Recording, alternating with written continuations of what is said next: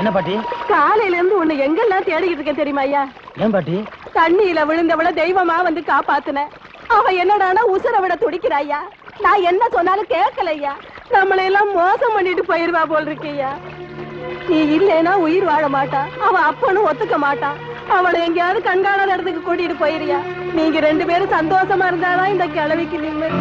பாட்டி நீங்க தைரியமா போங்க. நீங்க பயப்படுற மாதிரி எதுவும் நடக்காம நான் பாத்துக்கிறேன். நீங்க போங்க. சரி ராசா, நான் வாரேன்.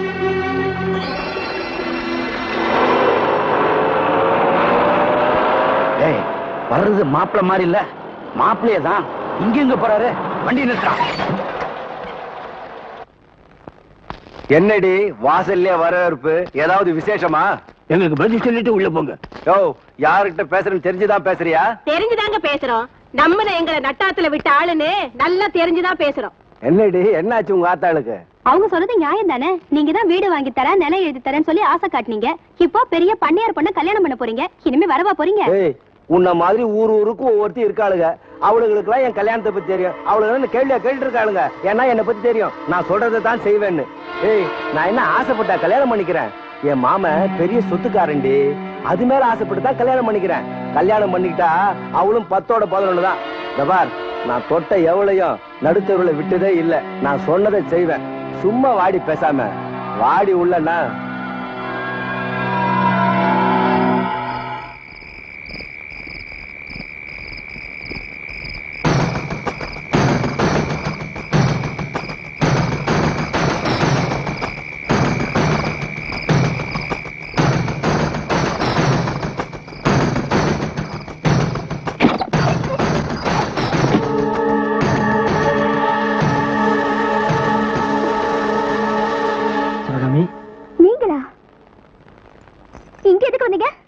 உன் கோபத்தோட அர்த்தம் எனக்கு நல்லா புரியுது.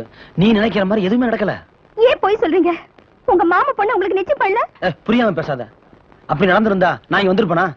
நீ இவ்வளவு பெரிய கோழையா இருப்பேன்னு நான் நினைக்கவே இல்லை. காதலுக்காக கடைசி வரைக்கும் போறவன்னு நீ தானே சொன்ன. மறந்துட்டியா? நீ போயிட்டா அப்புறம் எனக்கு என்னமா இருக்கு? எங்க அப்பா எனக்கு கல்யாணம் பண்ண ஏற்பாடு பண்ணிட்டு இருக்காரு. அது நடந்துச்சுன்னா நான் உயிரோடவே இருக்க மாட்டேன்.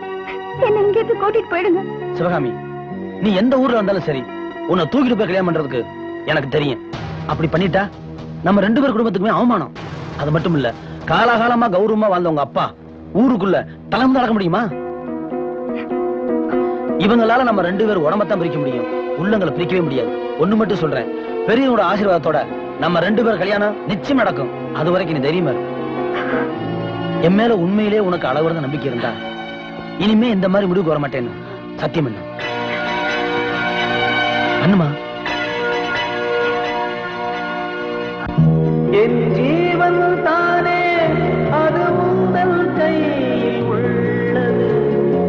நம் தேவன் கையில் நல்வாழ்வும் தாழ்வும் உள்ளது.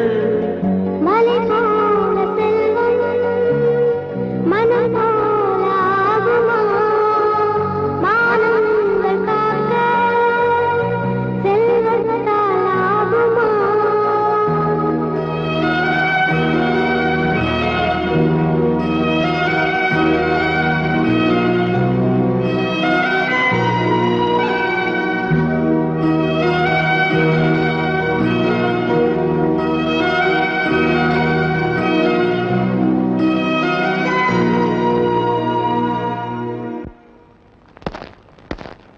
டாக்டர் ஐயா, ஐயாவுக்கு எப்படிங்க இருக்கு? என்னால முடிஞ்ச வரைக்கும் ட்ரீட்மெண்ட் பண்ணிட்டேன். ஜுரம் இறங்குற மாதிரி தெரியல. இனிமேல் கடவுள் விட்ட வழிதான். அந்த குழந்தைய பார்த்தா பாவமா இருக்குடி. அது பிறந்தப்பவே அம்மாவும் காலமாயிட்டாங்க. அதுக்கப்புறம் அப்பா தான் எல்லாமே. அவரை படுத்து படுக்க ஆயிட்டாரு. பாவண்டி அந்த குழந்தை.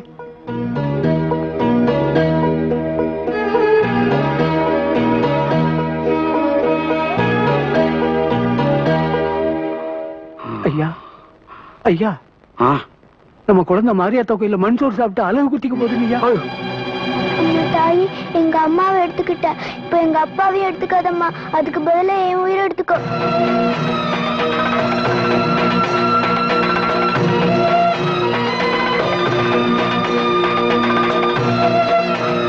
சிவகாமி, வேணாமா, வேணாம் தாயி.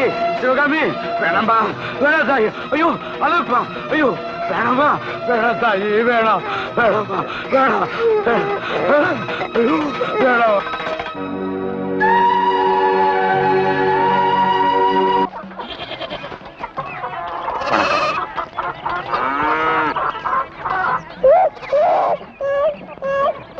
வணக்கம்யா.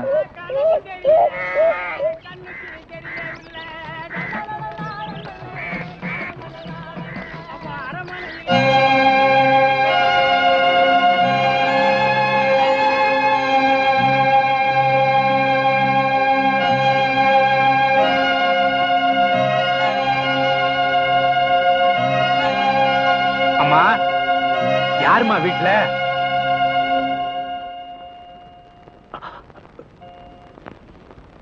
வாங்க ஐயா. நல்லா இருக்கிறியாப்பா? அப்பா அந்த பைய கொடுப்பா.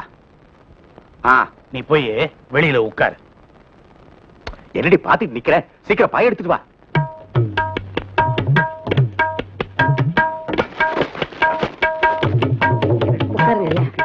ஐயா பாய் இருக்கட்டும் இருக்கட்டும், இதுல என்ன இருக்கு? அம்மா தங்கச்சி போய் ஒரு தாம்பழ தட்டை எடுத்து சரிங்க.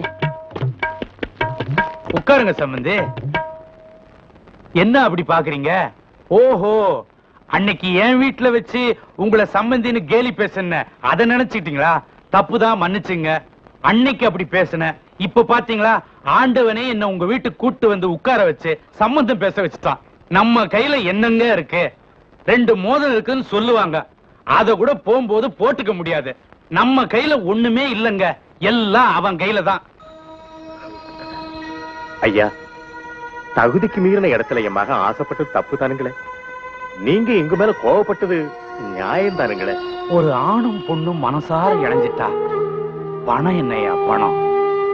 என் பணத்தால என் பொண்ணை காப்பாத்த முடியாது, உன் மகனால தான் அது முடியும். தங்கவேலு, எனக்கு எல்லாமே என் மக தாயா. அவளுக்காகத்தான் நான் வாழ்ந்துட்டு இருக்கிறேன்.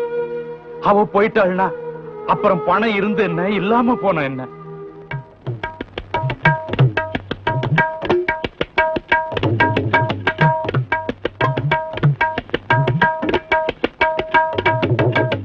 ஐயா, உணர்ச்சி வசப்பட்டு அவசர முடிவுக்கு வந்துட்டீங்கன்னு நினைக்கிறேன். ஆஹா, நல்லா யோசிச்சு நல்ல முடிவுக்கு தான் வந்திருக்கிறேன். தங்கவேலு, என் பொண்ணு சந்தோஷமா வாழணும், அமோகமா வாழணும். என் உயிரையும் உங்ககிட்ட ஒப்படைக்கிறோம்ப்பா. என்னங்க ஐயா கண் கலங்கிக்கிட்டு? உங்க நல்ல மனசுக்கு எல்லாமே நல்லபடியாவே நடக்குங்க ஐயா. நான் செஞ்ச தப்ப நான் தானே சரி பண்ணணும். அதுங்க ஒருத்தர் விரும்பும் போது நாம ஏன் குறுக்க நிப்பானே? நல்ல காரியத்தை தள்ளி போடக்கூடாது. அதனால நான் ஒரு முடிவுக்கு வந்துட்டேன். அடுத்த முகூர்த்தத்திலேயே அதுங்க கல்யாணத்தை முடிச்சிருவான். நீ என்ன சொல்ற? ஐயா, இத இன்னும் கூட என்னால நம்பவே முடியலைங்க ஐயா. நீ சம்மதிக்கிறியா? உனக்கு சம்மதம் தானே? அப்படின்னா அப்ப தாம்பலத்தை மாத்திக்குவோம். ஐயா, இதுவரைக்கும் என் பொண்ணு விருப்பப்பட்டதெல்லாம் நான் வாங்கி கொடுத்திருக்கிறேன். இப்போ உன் பையன் அது விரும்பிருச்சு. அதனால இந்த தட்டை உன்கிட்ட பூரண சம்மதத்தோட தரேன். ஏத்துக்க.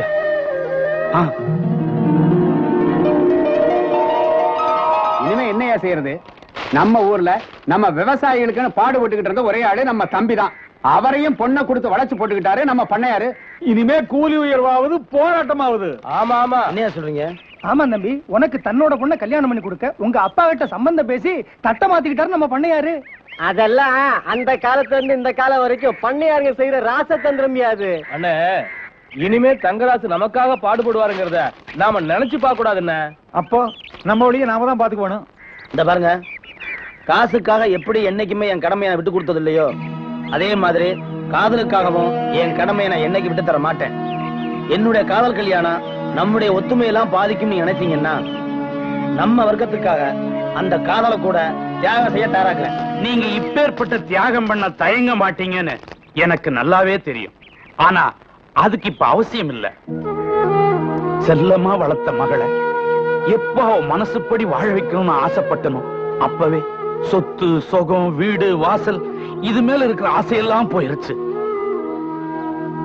ஒன்னே ஒண்ணு நான் சொல்றேன், நல்லா கேட்டுங்க.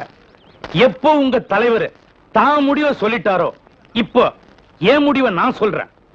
என் பொண்ணு இந்த ஊர்ல யார் கூட வாழணும்னு தான் உயிரை கூட விட துணிஞ்சாலோ அந்த நோக்கம் நிறைவேறணும்.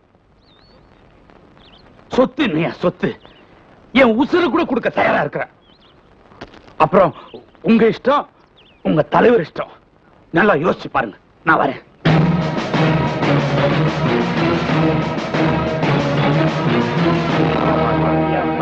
வாங்க. வணக்கம். மேடையில ஒண்ணு பேசிட்டு வீட்டுல வேற மாதிரி பேசுற அரசியல்வாதிங்க இருக்கிற இந்த நாட்டுல ஒரு வித்தியாசமான முதலாளிய இங்கதாங்க பாக்குறோம். ஐயா, இந்த கல்யாணத்துல எங்களுக்கு பரிபூர்ண சம்மதங்க. ஆமாங்க. ரொம்ப சந்தோஷம். நீங்க சொல்லிட்டீங்க. இந்த வீட்டுக்கு மாப்பிள்ளைய வரப்போறவரு ஒரு வார்த்தை சொல்லிட்டாருன்னா நல்லா இருக்கும். எனக்கு பரிபூர்ண சம்மதங்க.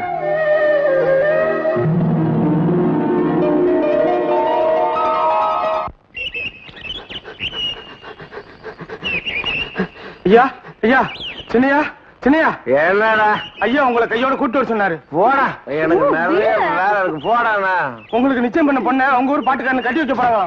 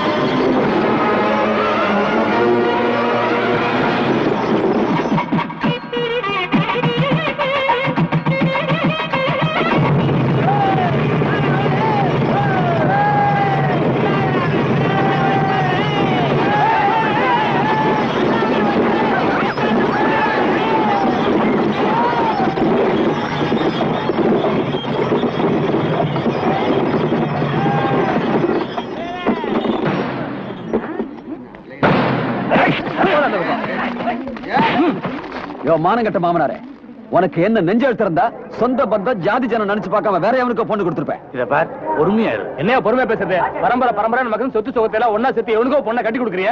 நீ எங்களுக்கு கொடுத்த வாக்கு என்னாச்சு? தங்கராசு, இப்ப நீங்க போகாதப்பா, சொல்றது கேடு. இத பிடிங்க, இந்த வந்துடுறேன். தங்கராசு, வாங்க உள்ள போய் பேசுவோம். என்னையா உள்ள போய் பேசுறது? ஏற்கனவே நீ சொன்னதானே சொத்து சொகம் பொண்ணெல்லாம் எங்களுக்கு தானே. இப்ப எப்படியா பேச்சு மீறி நடக்கிற?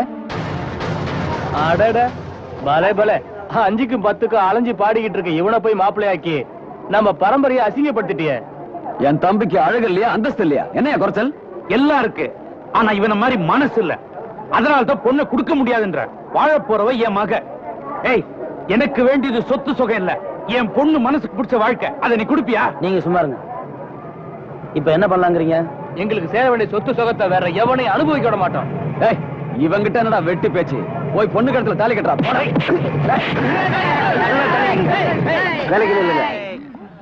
இவனா நான் பாத்துறேன். டேய், உனக்கு அவ்வளவு தைரியம் இருந்தா இவங்க எல்லாரையும் ஒதுங்கி நிக்க சொல்லு. ஒத்தைக்கு ஒத்த நாம ரெண்டு மோதி பாத்துருவோம்.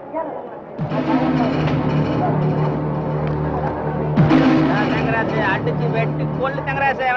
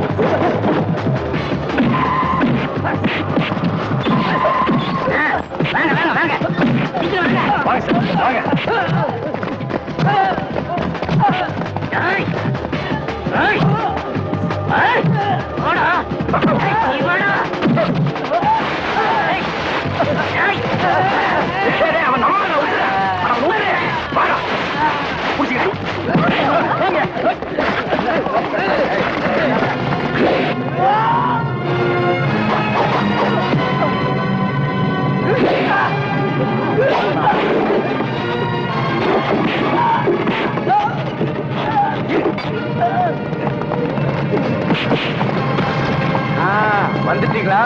மருவ பிள்ளைங்களை கூட்டு போய் நீங்க மரியாதை பண்ணுங்க. என் மாப்பிள்ளைக்கு நான் மரியாதை பண்றேன். மாப்பிள்ளை இனிமே இங்க வேலை இல்ல, புது ட்ரெஸ் போட்டு வாங்க.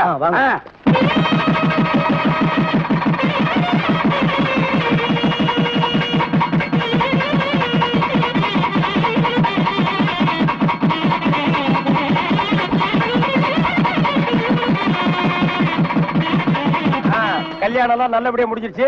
அடுத்து நம்ம கச்சேரி தானே? என்னது உங்க கச்சேரியா? அதெல்லாம் முடியாது. பாய் கச்சேரிக்கு ஏற்பாடு பண்ணியாச்சு. அட பாவி, பாயா பண்ண போறோம். என்ன டேய் நின்னு கோரி ஒரு பாட்டை எத்தனை வருஷம் பாடுவேன்?